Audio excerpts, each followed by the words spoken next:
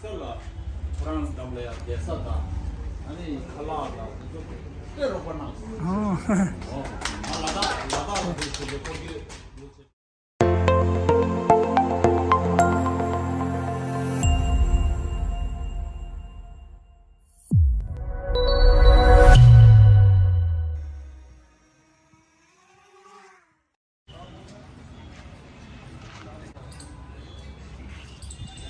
哦，那这样挺这么快速。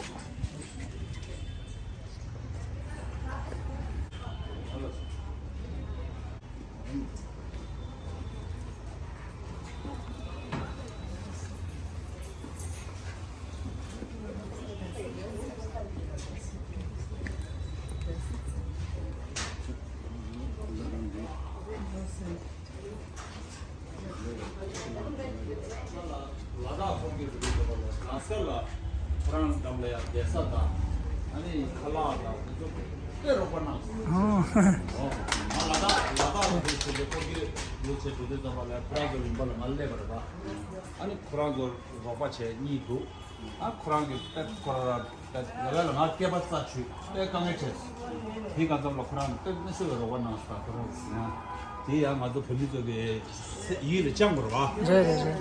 디스 맞아.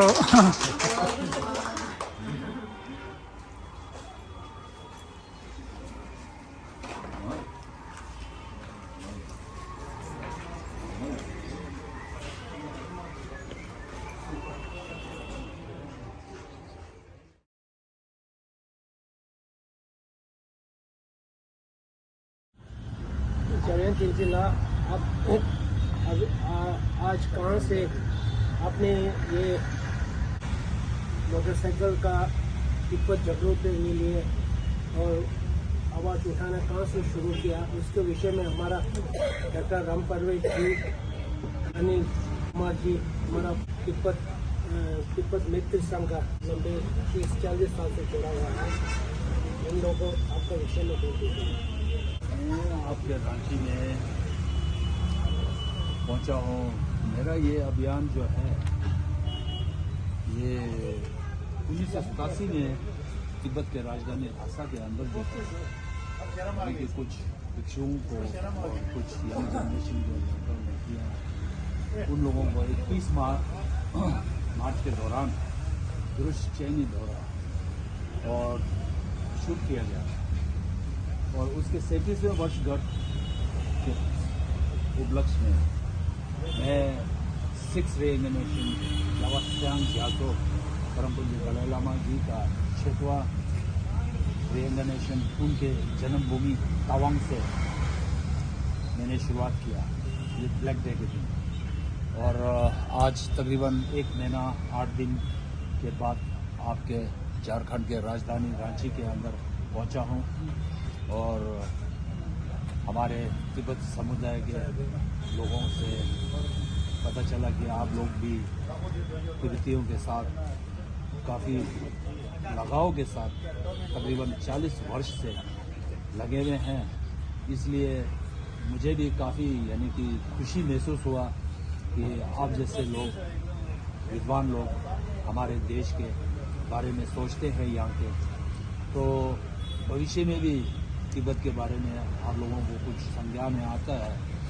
आज तिब्बत में ये हाल है कि माँ बापों से बच्चों को छीना जा रहा है और चीन में भेज रहा है, मठों से छोटे छोटे भिक्षुओं को छीना जा रहा है और चीन में भेज रहा है और तिब्बत के छोटे छोटे जितने भी स्कूलें हैं उन स्कूलों को पूरा बंद किया गया है और इन चीज़ों के विषय में जो है बंद ना किया जाए इसी को विनती करते हुए मैं पूरा इस साल जो है मैंने पूरा हिमालय रिजॉन का पूरा यात्रा किया है जैसे कि लद्दाख से मैंने शुरुआत किया था 23 मई को वो दिन जो है 17th एग्रीमेंट का दिन है।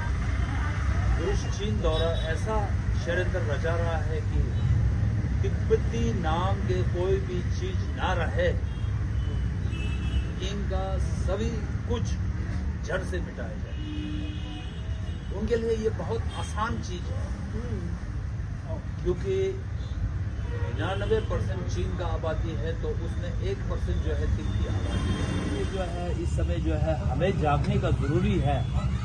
इसीलिए मैं जो है हमारे यानी कि तिब्बती समुदाय में यंग जनरेशन लोग भी थोड़ा बहुत इनके अंदर भी इंस्पिरेशन आ जाए, इनके अंदर भी जागरूकता आ जाए। हमारे देश में क्या अत्याचार हो रहा है, इन चीज़ों के बारे में इनको भी समझ में आए। ये अकेला नौजवानों का भी बात नहीं है, और हमारे जैसे लोगों का भी सोच ये रख के बच्चों को समझाना ज़रूरी है, ये मैं कहता हूँ। और मैं ये भी कहता हूँ कि पराए देश में चाहे जितने भी लाभदायक और आनंददायक हो, लेकिन अपना देश जो है कभी मत भूलो। ये हमारा कर्म भूमि हुआ, वो ये हमारा जन्म भूमि है, वो हमारा कर्म भूमि है। हमारे माँ बाप जो है वहाँ के पैदाशी है। हम तो हिंदुस्तान में पैदा हुआ है सन 1960 में, मेरा वर्ष है 64। फिर भी हमारे माँ बापों ने जो मेरे कान में डाला है बात, उन बातों को ज़हन में रख के आज मैं तिब्बत के लिए कुछ अभियान चला रहा हूँ। चांद भैरव और सुलो जानो, इन लोग दो बहनें और 4 भाई, ये सभी फांसी चढ़ गए थे। तो मैंने इस तरह का जज्बा हिंदुस्तान में आया था और कुछ लोगों के चलते आया था। तो गांधी जी तो हमारे बाद में आए, और गांधी जी ने जब नेतृत्व संभाला तो ये बात जरूर है, देशराज गांधी जी का ऋणी है। इसीलिए हम लोग राष्ट्रपिता कहते हैं। देश को अलग जगाया।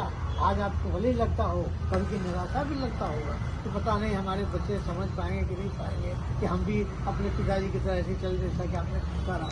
लेकिन मुझे विश्वास है क्योंकि हम लोगों ने अपने देश में देखा तो मैं नहीं हूँ, क्योंकि आज़ादी के बाद मैं भी पैदा हुआ हूँ, लेकिन जो पढ़ा है मैंने, जो सुना है मैंने, इसलिए मुझे यकीन है कि आपका ये जो प्रयास है, आपका जो संघर्ष है, तो बेकार नहीं जाएगा।